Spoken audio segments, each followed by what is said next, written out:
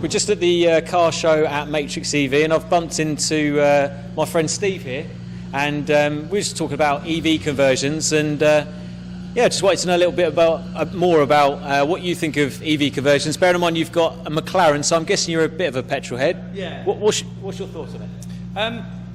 I think EV cars definitely have a place.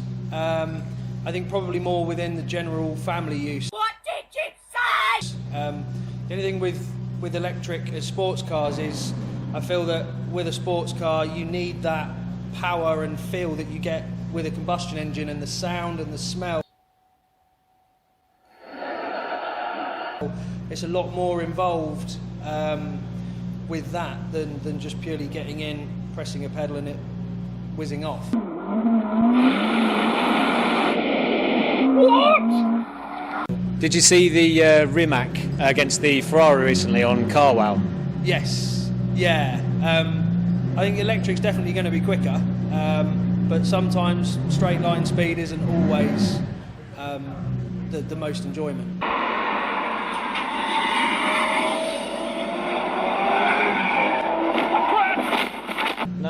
No, sure. What if you had to EV convert anything? Now, I've heard about your car history. You know, you've had a Alpha 4C, you've had some E63, C63 as well, wasn't it?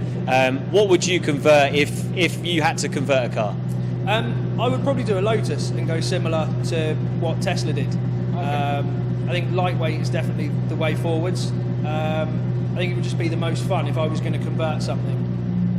Okay, I mean, one thing that I'm quite excited about is Caterham said they're going to be doing electric cars soon. I reckon that's going to be more involving. That's what I was looking for earlier. More involving to drive, feel like you're part of the car and get that kind of feel-good factor, you know, hairs on the back of your neck. Is that what you were kind of meaning in terms of the electric doesn't give you that? Yeah, I think if you were to put electric into something sort of like that's a really sort of insane car to start with, like an Aerial Atom or Caterham or you know, something that is mega, and stick that as electric, I think that could potentially be quite Well, there we go. We need to put electric motors in Aerial Atoms and lightweight vehicles, and we're going to get some petrol heads more into charge. Save it, load it, check it, quick rewrite it, plug it, play it, burn it, rip it, drag it, drop it, zip and unzip it, lock it, seal it, call it, find it, view it, code it, jump and lock it, surf it, scroll it, close it, click it, cross it, crack it, switch, update it, name it, read it, tune it, print it, scan it, send it, fax, rename it, touch it, ring it, pay it, watch it, turn it, technology. Right, we're here with Nathan and Charlotte. Nice to meet you. Nice to meet you. Nice to meet you. Excellent. You guys have got some pretty tasty cars. Now, we're not standing anywhere near them, but what do you guys drive? I've got a Ford Mustang GT.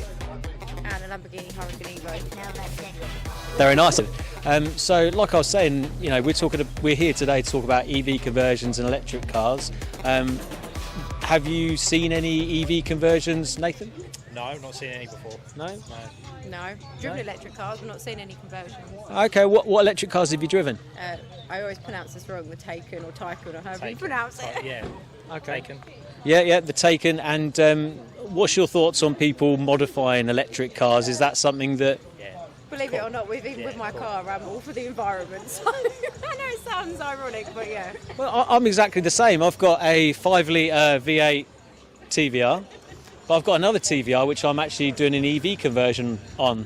I'm going to plug now with Chargeheads UK Wedge build. Make sure you're watching it. Watch the build. But if you were to EV any car, whether it's a classic car or any car, what do you think you'd EV? I'll go with you, Nathan, first. 67 Mustang, probably. I've seen some pretty cool American cars EV'd. Yeah, that'd be cool. And the good thing about American cars, they've got loads of space, you know, for all batteries and motors and that sort of thing. But what sort of power would you want it to have? As much as possible. Yeah, I don't know, 600-700 is enough.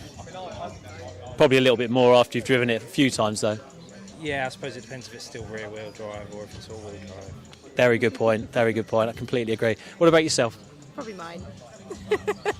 Oh, right. So you want to EV the Lamborghini? Yeah, well, how do you pronounce this? Shan or Sion or whatever it's called? Well, I have my own little version of that, but not quite as much money. Right, okay. I think there'll be some purists, not that I'm a purist at all, but I think there'll be some purists that would be outraged by that. But I like the idea of it. Support the environment and all that, so. Exactly. But no, thank you very much, guys. And I'll let you go and enjoy the evening.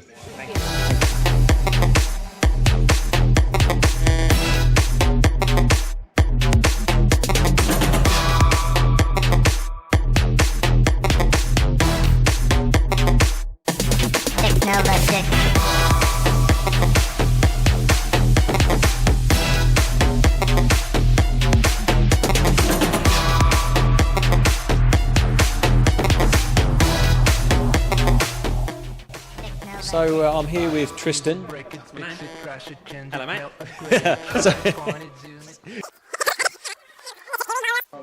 So we're with Tristan at Tiny Car Company. Nice to meet you. Nice to meet you, mate. Yeah. So this is my little shed.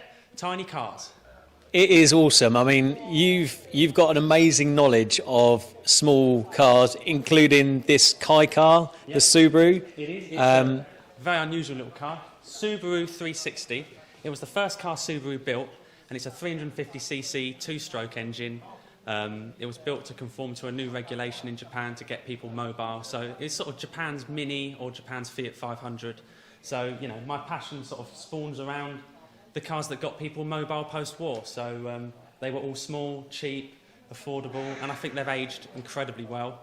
And as a 6'3" gentleman, nothing makes me happier than folding myself into a small car.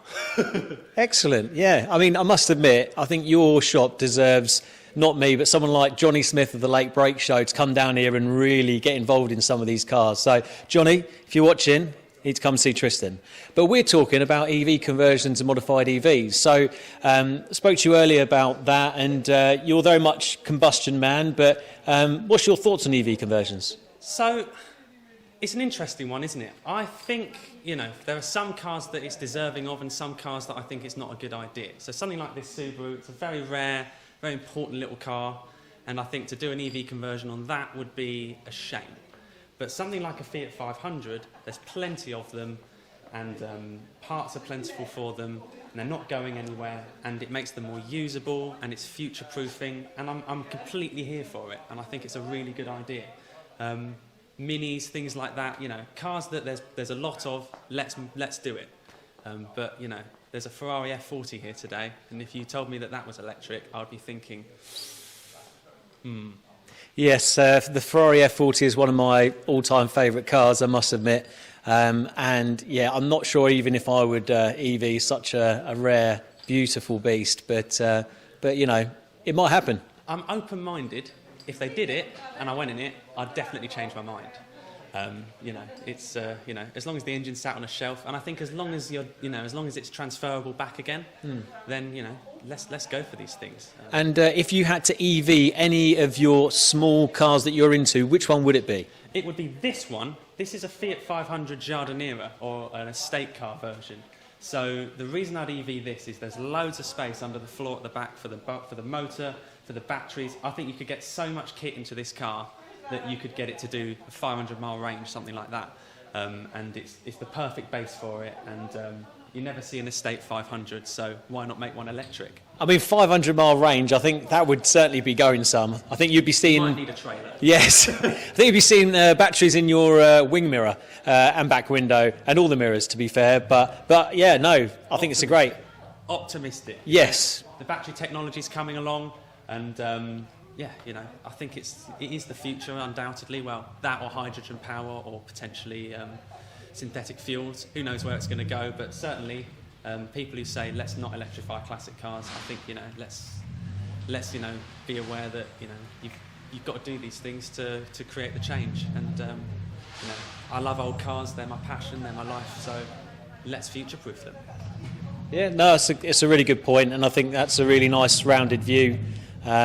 Because, you know, it's all about a balance, isn't it? Like I say, look after the ones that are important, but something that's a little bit more, you know, not as rare, then yeah, let's start EVing them. And what is it you run as a daily? What's your everyday car? So my daily driver at the moment, and has been for a couple of years, is a Fiat X19, a little mid-engine two-seater sports car built by Fiat in the 1970s and 80s. It's actually just there. It's a crazy little daily. I barely fit in it. It goes wrong all of the time. It's rusting all over the place, but it just makes me happy. I mean, It sounds like the perfect car. yeah, you know, it is. It's, you know, it's got the 50-50 weight distribution. The engine's right behind your ears. It makes a crazy amount of noise.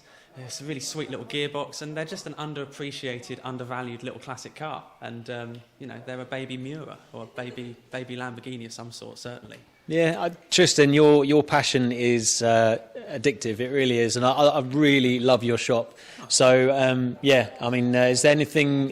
What's the best social media to get you on? We're on Facebook and we're on Instagram. We're just a tiny car company, so you can check us out. You know, we're open every day, so you know, drop us a message. You know, if you're interested in buying a classic car, come and come and have a chat. But even if you just want to come and have a nose, come and have a chat about classic cars. You know, I'm trying to make money, but first and foremost, I'm an enthusiast of classic Italian metal. So, you know, anyone's welcome to come and have a play, come and have a drive, come and experience it, and I'll share my enthusiasm. Fantastic. Thank you, Tristan. No worries, Now mate. let's get Buy it, use it, break it, fix it, trash it, change it, melt, upgrade it, chart it, point it, zoom it, press it, snap it, work it, quick erase it, write it, cut it, paste it, save it, load it, check it, quick rewrite it, plug it, play it, burn it, rip it, drag it, drop it, zip and zip it. So yeah, we're talking to a few more people about EV conversions and modified electric cars. We've got Joe and Billy, and yeah, I mean, so what do you know about EV conversions? I don't know much really. I've only seen a couple of videos on YouTube. I saw one, I think it was an Audi A4 in America. Someone done it and no one expected it, and that's pretty cool. Like, he just sort of tore up the road, and people didn't know what to expect from it really. No, and that's the thing. I think it looks like a normal car, and then all of a sudden it just naffs off and doesn't make any noise at all, does it? Yeah. But what about modified electric cars? Have you seen any modified, like Teslas or anything like that at car meets? I've seen like modified visual modifications on them, but I've never seen obviously any like, I don't know what you can do. I don't know if you can make them faster or anything, but I've only seen like some visual modifications done on some, which is pretty cool. Yeah, I think it's early doors for. We better move over here. I think it's early doors for electric modified cars at the moment, but I think eventually there will be, you know, like you get a remap with your Seat Cupra. Yeah. It's going to go a little bit mental like that. You can like do an upgrade or what have you. Oh, that would be cool. Yeah, that would be cool. Yeah, I think at the moment with EV conversion, that's kind of the only option. But if you could EV any car, what would you do? I don't know. That's a big question. Yeah, that is a big question. I don't know. I reckon I'd do it to something classic, just so. Okay, hold that, Joe. I'll go over to Billy. You have a think, Yeah. and I'll go over to. So, Billy, do you know much about modified EVs? I've never heard of it before now, to be totally honest with you. And do you know what Matrix EV does here? No, not a clue. Okay, well, Matrix EV does EV conversions. So if you want to bring your 350Z, for example, which are looking very nice, you could get it electrified. Wow. No, I didn't even know that was a thing. Well, they not only do electric conversions, but they also do. If you wanted to mint up your car, if you wanted to make it back to standard or upgrade it, they do that as well. So, but I'm going to go. If you think about what you'd EV, and I'm going to come back to Joe. What do you reckon? I still haven't decided. I reckon it would be. I'd want to do something like old, I think, and then obviously it would be like full drive sort of conversion as well. And then it would they'd think it would be something slow, and then it would be something mental, like maybe like a classic Mini or something like that. Okay. I'd really like something. So a bit of a sleeper. Yeah, exactly. That's what I'd like. I'd like that a lot. I mean, who doesn't like a sleeper? Yeah, exactly. Yeah. Billy, have you got anything now? Yeah, what you got? I think I'd go down the same route, the classic route, but classic Jap, and go with the Datsun 280Z. Something like that. I think that'd be quality. I think I don't think I've seen a 280Z yet, but I reckon there's someone going to be doing it for sure. But good, that's a good one. Yeah, thank you. All right, thanks guys, and yeah, thanks for bringing your cars today. Yeah. Thanks for talking to us. Thank you. Nice one.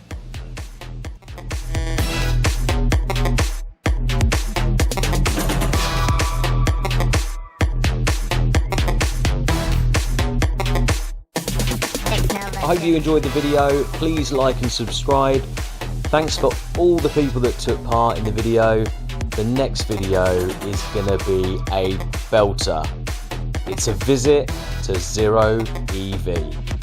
Tune in.